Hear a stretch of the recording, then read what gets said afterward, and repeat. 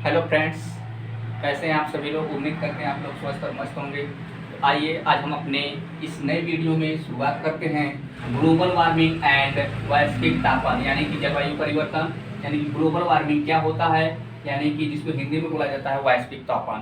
तो इसमें हम फुल डिटेल में बात करेंगे दोस्त, बहुत ही सिंपल वे में। तो आई होप आप लोगों को यह वीडियो बहुत ही अच्छा लगेगा। तो पहले हम बात कर लेते हैं दोस्त कि ग्लोबल वार्मिंग होता क्या है। ग्लोबल वार्मिंग का मतलब होता है दोस्त, ग्लोबल वार्मिंग नाम से ही पता चल रहा है दोस्त, यानी कि पृथ्वी के तापमान में वृद्धि होना। यानी कि पृथ्वी का जो औसत तापमान होता है उसमें क्या इंक्रीजमेंट हो रहा है, यानी कि क्या वृद्धि हो रहा है, उसी कंडीशंस को बोला जाता है ग्लोबल वार्मिंग। अर्थात सिंपल वे में हम बात करें ग्लोबल वार्मिंग क्या होता है एक साइंटिफिकली परिभाषा के रूप में, तो लिख सकते हैं कि ग्लोबल वार्मिंग, ठीक है, सामान्य अर्थों में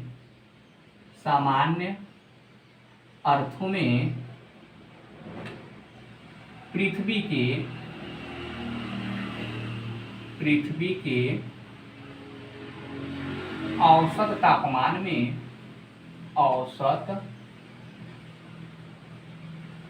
तापमान में वृद्धि से है। अर्थात यह देखिए, ग्लोबल वार्मिंग का मतलब होता है यानी कि पृथ्वी के औसत तापमान में, वार्मिंग का मतलब होता है गर्म होना, यानी कि पृथ्वी का जो औसत तापमान में है उसमें क्या इंक्रीजमेंट हो रहा है, क्या वृद्धि हो रहा है, उसी कंडीशंस को बोला जाता है ग्लोबल वार्मिंग। तो ग्लोबल वार्मिंग सामान्य अर्थों में कहा जा सकता है कि पृथ्वी के औसत तापमान में वृद्धि, यानी कि जो भी पृथ्वी का औसत तापमान रहेगा उसमें क्या वृद्धि हो रहा है, उसी कंडीशंस को बोला जाता है ग्लोबल वार्मिंग। तो आप यहाँ पर एक बात ध्यान दीजिएगा कि पृथ्वी का जो औसत तापमान होता है वह होता है 14 से 15 डिग्री सेंटीग्रेड, ठीक है। तो पृथ्वी के औसत तापमान जो होता है उसके अतिरिक्त उसमें क्या तापमान में वृद्धि हो रहा है, यदि पृथ्वी के औसत तापमान में वृद्धि हो रहा है तो वह ग्लोबल वार्मिंग का कंडीशन ले लेता है, ठीक है। अब हम बात करेंगे कि ग्लोबल वार्मिंग का क्या इफेक्ट होता है, जिसको ग्लोबल वार्मिंग को हुई ग्रीन हाउस इफेक्ट के नाम से भी जाना जाता है। अर्थात ग्लोबल वार्मिंग और ग्रीन हाउस इफेक्ट दोनों मिलता जुलता वर्ड है। तो अब हम बात कर लेते हैं ग्रीन हाउस इफेक्ट क्या होता है।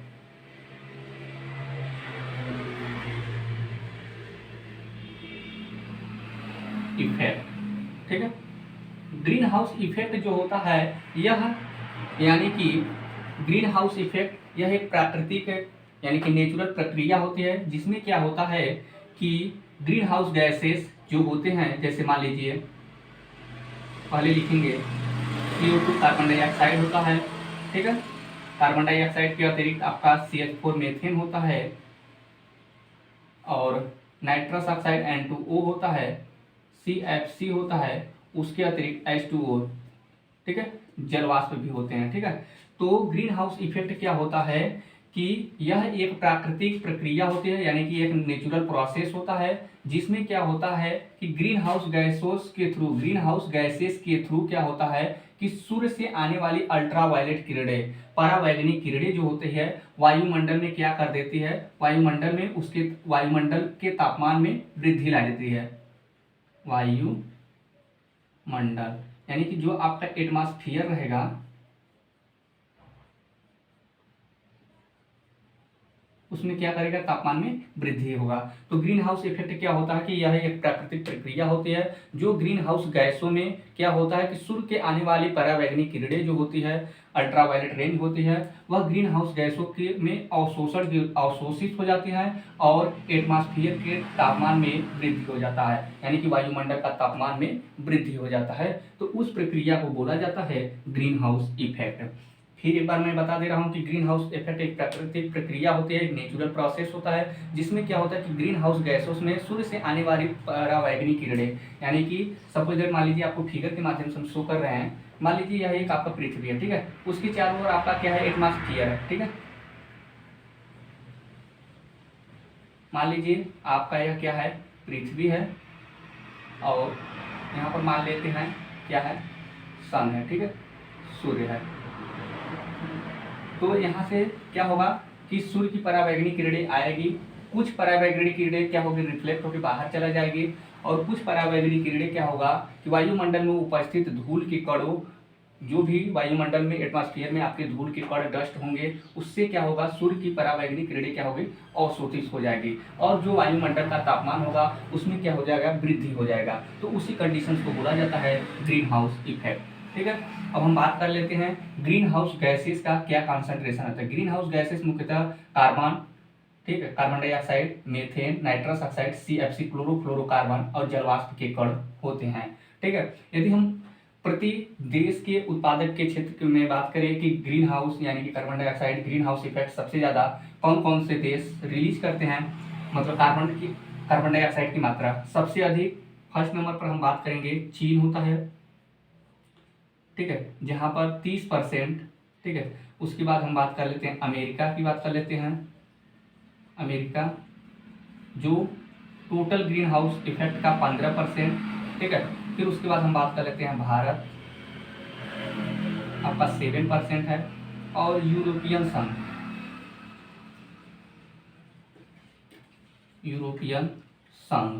जो टोटल 9%। ठीक है, देखिए सबसे अधिक कार्बन डाइऑक्साइड, कार्बन की मात्रा रिलीज करता है चीन। ठीक है, लेकिन अमेरिका क्या है कि 15%। लेकिन क्या होता है, एक तौर पे देखें तो चीन की जनसंख्या बहुत अधिक है, अमेरिका की जनसंख्या कम है। यदि प्रति व्यक्ति के हिसाब से देखें तो अमेरिका में क्या होता है, प्रति व्यक्ति की बात करेंगे, यदि प्रति व्यक्ति के बारे में यदि हम बात करें तो कार्बन डाइऑक्साइड सबसे अधिक जो है कि अमेरिका रिलीज करता है, उसके बाद चीन। ठीक है, और जनसंख्या की दृष्टि सबसे अधिक ऐसे देखें तो चीन। ठीक है, तो आप इसे भी ध्यान दीजिएगा। और ग्रीन हाउस गैसेज मुख्य रूप से carbon dioxide, CH4, methane, nitrous oxide, CFC और जलवाष्प के कण होते हैं। इसके कॉन्सेंट्रेशन की बात करेंगे तो वाटर वेपर यानी कि जलवाष्प जो होता है उसका कॉन्सेंट्रेशन की मात्रा होती है 36 से 72%। कॉन्ट्रीब्यूशन होता है एटमॉस्फेयर में, उसका कॉन्ट्रीब्यूशन होता है जलवाष्प का 36 से 72। ठीक है, उसके बाद आपका आता है कार्बन डाइऑक्साइड CO2 जो होता है 9 से 26% तक। फिर उसके बाद आपका आता है मीथेन CH4 जिसकी मात्रा होती है, ठीक है, 4 से 9 यानी कि 4 से 9% के बीच में। ठीक है, फिर उसके बाद आपका आता है ओजोन। ठीक है, O3 आता है। ठीक है, O3 लिख लीजिएगा। ठीक है, O3 इसकी मात्रा होती है 3 से 7%। तो यह क्या होता है, एटमॉस्फेयर में इन सभी गैसों का कॉन्सेंट्रेशन होता है, कंट्रीब्यूशन होता है, कंट्रीब्यूशन। ठीक है, तो आप इसे भी ध्यान दीजिएगा। अब देखिए ग्रीन हाउस इफेक्ट जो होता है उसका क्या इफेक्ट पड़ता है आपके मानव पर और आपके, ठीक है, उसका प्रभाव हम बात कर लेते हैं। ग्रीन हाउस इफेक्ट का क्या प्रभाव पड़ता है, ग्रीन हाउस इफेक्ट, ठीक है, कैसे होता है और इसका मानव पर क्या प्रभाव पड़ रहा है। ठीक है, उसका कारण के बारे में हम बात कर लेते हैं। ठीक, ग्रीन हाउस गैसेस के इफेक्ट का कारण क्या बन सकता है। ठीक है, तो किन किन कारणों से हो सकता है, तो मैंने बताया इन सभी गैसों का कॉन्सेंट्रेशन क्या होता है कि जब एटमॉस्फेयर में बढ़ जाता है तो ग्रीन हाउस इफेक्ट होता है। ठीक है, उसके फलस्वरूप यदि हम बात करें कारण के अंतर्गत तो आप मानवीय कारण और प्राकृतिक कारण दो कर सकते हैं। यानी कि कारण यदि हम बात करें ग्रीन हाउस गैसेस को इंक्रीमेंट करने का तो दो प्रकार से होता है, एक होता है मानवीय कारण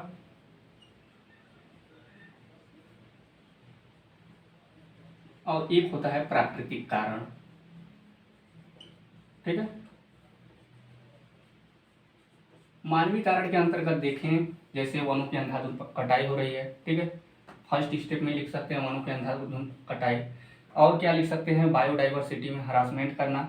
आपकी जो भी जैविक विविधता है यानी कि बायोडाइवर्सिटी है, जैव विविधता है, उसमें ऑलरेडी क्या हनन हो रहा है। ठीक है, तो वनों की अंधाधुंध कटाई हो रहा है। पॉल्यूशन यानी प्रदूषण भी कारक बनता है। ठीक है, प्रदूषण। ठीक, और प्राकृतिक कारण में क्या होता है कि जब ज्वालामुखी का विस्फोटन होता है तब उसमें क्या होता है डिफरेंट प्रकार के गैसेस रिलीज होती हैं जो ग्रीन हाउस इफेक्ट का कारण बनते हैं।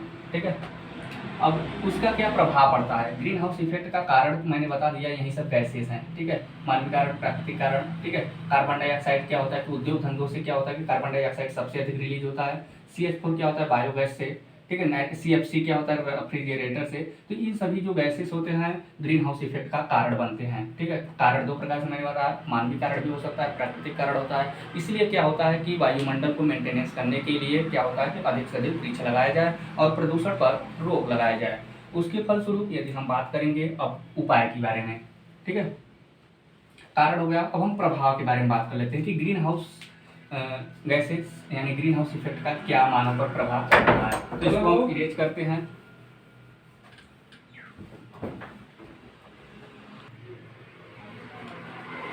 सॉरी दोस्तों, कोई आ गए थे, इसी वजह से मैंने स्टॉप कर दिया इस वीडियो को। तो देखिए प्रभाव क्या होता है, ग्रीन हाउस गैस मतलब ग्रीन हाउस इफेक्ट हो रहा है तो उसका मानव पर क्या प्रभाव पड़ रहा है, ठीक है। तो दो प्रकार से प्रभाव भी हो सकता है, एक मानव पर क्या प्रभाव पड़ रहा है, ठीक है, एक मानवीय यानी कि मनुष्य, और एक होता है प्राकृतिक यानी कि नेचुरल, ठीक है। तो प्रभाव के अंतर्गत क्या होता है, प्राकृतिक के अंतर्गत बात करते हो क्लाइमेटिक यानी जलवायु परिवर्तन, क्लाइमेटिक चेंज देखने को मिलता है, ठीक है। बायोडाइवर्सिटी में क्या होता है, बायोडाइवर्सिटी का हनन होता है, रिड्यूस बायोडाइवर्सिटी,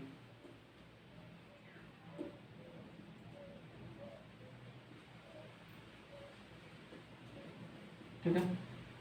उसके अतिरिक्त यदि हम बात करें ग्लेशियर का पिघलना, ठीक है, ग्लेशियर का पिघलना, समुद्र तल की ऊंचाई में वृद्धि, ठीक है, समुद्र तल की ऊंचाई में वृद्धि, ठीक है। तो यह थे प्राकृतिक कारण, यानी कि प्राकृतिक में क्या होता है, क्लाइमेटिक चेंज हो जाता है, ग्रीन हाउस इफेक्ट, यदि आपका एटमॉस्फेयर यानी वायुमंडल का तापमान में वृद्धि होगा तो जलवायु परिवर्तन आपको देखने को मिलेगा। रिड्यूस बायोडाइवर्सिटी क्या होता है, बायोडाइवर्सिटी क्या होता है, जैव विविधता, जीव में होने वाला वेरिएशन जो का होगा वह क्या होगा, खत्म होगा, रिड्यूस होगा। ग्लेशियर का पिघलना, क्योंकि एटमॉस्फेयर का टेम्परेचर जब हाई होगा तो जो भी आइस है, बर्फ के चट्टान है, वे क्या होंगे, पिघलेंगे, जब पिघलेंगे तो समुद्र तल की ऊंचाई में वृद्धि होगी, समुद्र तल का स्तर क्या होगा, बढ़ेगा, ठीक है। और मानवीय कारण, यदि मानव के पर क्या इसका साइड इफेक्ट पड़ता है, क्या प्रभाव पड़ता है, तो मानव के थ्रू यदि हम बात करेंगे तो हम बात कर सकते हैं उसकी आवास संबंधी, आवास में बाधा आएगा, ठीक है, आवास में बाधा आ सकता है, कृषि पर इसका साइड इफेक्ट पड़ सकता है, कृषि पर, फिर उसके बाद सूखा एवं बाढ़ की परिस्थितियां आ सकती है, सूखा एवं बाढ़, ठीक है, बाढ़ की परिस्थितियां आ सकती है, ठीक है, और भूखमरी की समस्याएं आ सकती है, भूखमरी की समस्याएं आ सकती है, ठीक है। और आप लिख सकते हैं रोग की समस्याएं आ सकती हैं, ठीक है, क्योंकि परावैंगनिक किरणें जब आती है, सूर्य से आने वाली परावैंगनिक किरणें जो ओजोन लेयर होती है जब हनन होगा तो उससे क्या होता है, डिफरेंट प्रकार के रोग होते हैं, ठीक है, कैंसर नामक डिफरेंट प्रकार के विभिन्न रोग होते हैं। तो क्या होता है कि ग्रीन हाउस इफेक्ट का यही प्रभाव देखने को मिलता है, प्राकृतिक मानने वाला क्लाइमेटिक, रेडियल बायोडाइवर्सिटी, ठीक है, ग्लेशियर का पिघलना, समुद्र। अब मानव पर इसका प्रभाव देख सकते हैं कि आपकी आवास संबंधी समस्या, कृषि में बहुत समस्याएं आ सकती है, सूखा एवं बाढ़ की समस्या आ सकती है। तो आप देख रहे हैं कि ग्रीन हाउस इफेक्ट हमारे लाइफ, ह्यूमन लाइफ में कितना बड़ा रोल अदा कर रहा है, यानी कि कौन कौन सा साइड इफेक्ट शो कर रहा है। उसके फलस्वरूप अब हम बात करेंगे कि ग्रीन हाउस इफेक्ट यानी ग्लोबल वार्मिंग को कैसे मेंटेनेंस किया जाए, ठीक है। तो उसके उपाय के बारे में हम बात कर लेते हैं। उपाय, तो उपाय के फलस्वरूप यदि हम बात करेंगे तो सन 1972 में, ठीक है, स्टॉकहोम सम्मेलन किया गया था, स्टॉकहोम सम्मेलन, ठीक है, जिसको बोला जाता है पर्यावरण संरक्षण पर, पर्यावरण संरक्षण। 1972 ईस्वी में पर्यावरण संरक्षण पर क्या लगाया गया था, एक मुहिम चलाया गया था, ठीक है। तो स्टॉकहोम सम्मेलन किया गया था 1972 पर, जो क्या होता है पर्यावरण को मेंटेनेंस रखेंगे, वनों की संख्या में वृद्धि करेंगे, पॉल्यूशन को कंट्रोल करेंगे, ये सब चीजें करने से क्या होगा, आपका साइड इफेक्ट कम पड़ेगा, ठीक है। फिर उसके बाद क्या किया गया था, 1992 में रियो सम्मेलन किया गया था, ठीक है, रियो सम्मेलन, रियो सम्मेलन किया गया था। इसके फलस्वरूप इसमें क्या किया गया था, यानी कि रियो सम्मेलन यानी पृथ्वी सम्मेलन, इसमें क्या किया गया था कि 158 देश ने अपने हस्ताक्षर किए थे। इसका भी मुख्य उद्देश्य था कि ग्रीन हाउस में बढ़ती हुई ग्रीन हाउस गैसेज जो है उसकी कंसंट्रेशन की मात्रा को मेंटेनेंस रखा जाए और पर्यावरण को भी ध्यान में रखा जाए। इन सभी बातों को ध्यान में रखते हुए क्या होता है कि ग्रीन हाउस इफेक्ट यानी कि ग्रीन हाउस या ग्लोबल वार्मिंग को मेंटेनेंस किया जा सकता है। फिर उसके बाद क्या हुआ था, ठीक है, 1997 में ही एक सम्मेलन चलाया गया था, ठीक है। जो ये सब सम्मेलन चलाए गए थे सभी पर्यावरण से ही रिलेटेड थे, ठीक है। और यहाँ पर एक होता है अर्थ आवर। यह क्या होता है कि प्रत्येक वर्ष मार्च महीने के अंतिम शनिवार को, ठीक है, प्रत्येक वर्ष मार्च महीने के अंतिम शनिवार को 8:30 से 9:30 बजे तक क्या किया जाता था कि सभी लाइट, रेफ्रिजरेटर, इलेक्ट्रिकल कंडक्टिविटी यानी कि इलेक्ट्रिक से चलने वाले जितने भी इंस्ट्रूमेंट हैं उसको बंद रखा जाता था 1 घंटे के लिए, ठीक है। वह WWF world wild life fund के थ्रू किया गया था। और एक होता है अर्थ आवर डे। यह क्या होता है कि वह दिन होता है जिसमें प्रत्येक वर्ष में जितने भी संसाधन है उसको यदि पूर्ण रूप से कंज्यूम कर लिया गया है तो वही होता है अर्थ आवर डे, ठीक है। तो मैंने सिंपल में मैंने बताया कि ग्लोबल वार्मिंग क्या होता है। तो मैंने बताया कि पृथ्वी के औसत तापमान में होने वाला वृद्धि ही ग्लोबल वार्मिंग कहलाता है।